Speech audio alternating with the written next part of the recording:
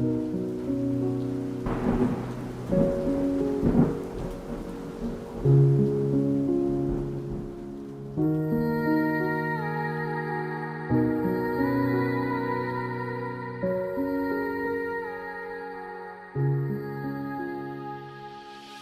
m'appelle le général de brigade Kouzangana Koubela Gilles, commandant second du corps de génie, en charge de l'administration de la logistique, superviseur des travaux de construction des abris de sinistrés. Nous sommes pour le moment à la fin des travaux. Nous avons fait presque 33 jours et pour le moment nous sommes à l'attente des autorités pour livrer ces abris.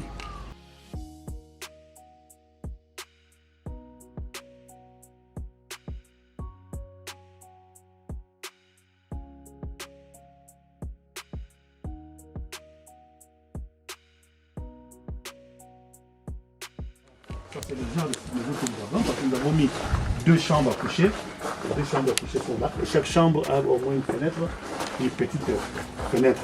Donc la famille sera bien logée sans problème.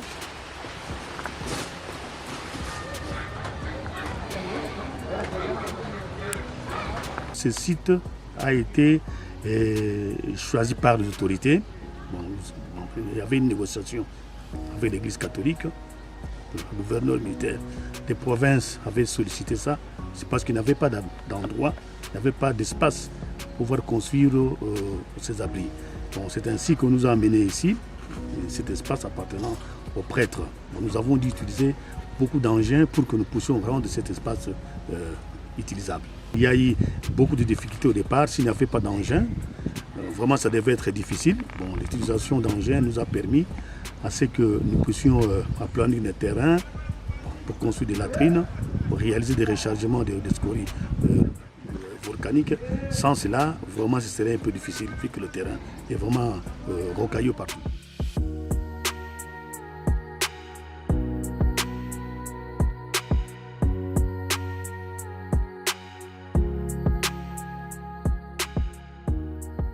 Nous avons pensé également à mettre la latrine. C'est cette mission qu'on a dû confier à certaines ONG, entre autres Oxfam, Tier Find, ainsi que le Help Shield.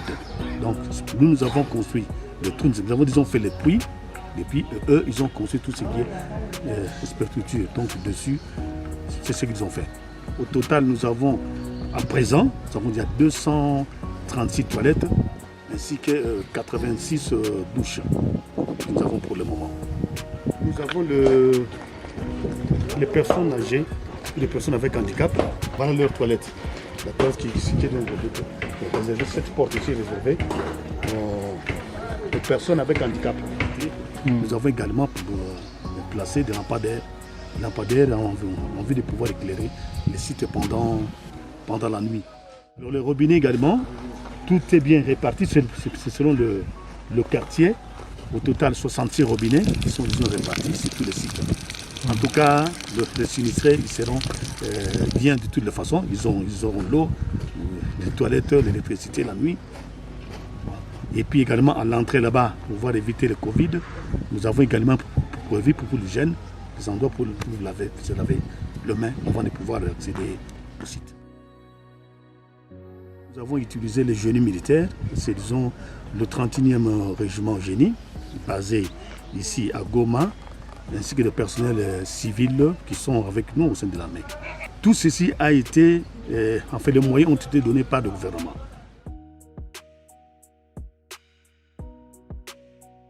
Les militaires ne peuvent pas aller en dehors des instructions du chef. On a donné des instructions, nous sommes des géniaques. Nous avons fait disons, un planning des travaux et chaque matin nous étions là, on exécutait les plannings que nous avions réalisés depuis le début des travaux. Les remerciements vont tout droit au chef de l'État, au gouvernement qui a donné cette confiance-là en nous pour dire que le génie militaire qui puisse réaliser ces travaux, le fait que les gens disent toujours que non, que peuvent faire les génies. Mais en tout cas, avec cette confiance-là, nous sommes en train de remercier le gouvernement pour ça. Et aussi sur les militaires qui ont travaillé avec moi du début à la fin, en fait ce n'était pas facile, ainsi que les ONG qui nous ont également accompagnés tout au long de ces travaux, je les remercie. En fait le militaire c'est un homme comme tout le monde. il a étudié, mais il a aussi des sentiments, il a des comportements. Bon, ça ne veut pas dire que voilà, quand on est en uniforme, que nous sommes nés autrement, que nous avons des habitudes de féroces, tout ça. Non, nous avons pu montrer aux yeux du monde que les militaires participent activement au développement de notre pays. D'ailleurs, c'est une de nos missions, les génies, en temps de paix, doivent participer activement au développement de notre pays. Et c'est ce que nous avions fait. Bon, même aussi participer à trouver certaines solutions aux sinistres, et ainsi de suite. C'est ce que nous avons fait. Donc nous sommes là prêts pour répondre à l'appel du gouvernement pour pouvoir réaliser de bonnes choses au profit de notre peuple. Il faut toujours rajeunir notre armée, notre unité. Bon, c'est ainsi que nous pouvons appeler les jeunes gens qui ont fait la technique, ou soit les jeunes gens qui veulent faire l'armée au sein du génie. Nous sommes là, nous avons l'école du génie pour les former. Parce qu'en fait, à l'école du génie, on forme tout le monde. On forme de menuisiers, des électriciens, de plombiers, tout ça, qu'ils viennent. Après, nous sommes là pour qu'ils soient formés, afin qu'ils puissent servir notre pays.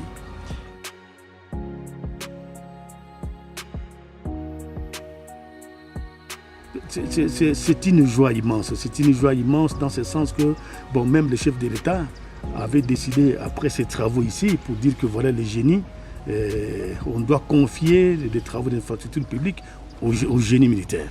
C'est parce qu'ils ont prouvé de quoi ils sont capables. Vraiment, c'est une joie immense pour moi. Et nous pouvons dire au chef de l'État merci beaucoup.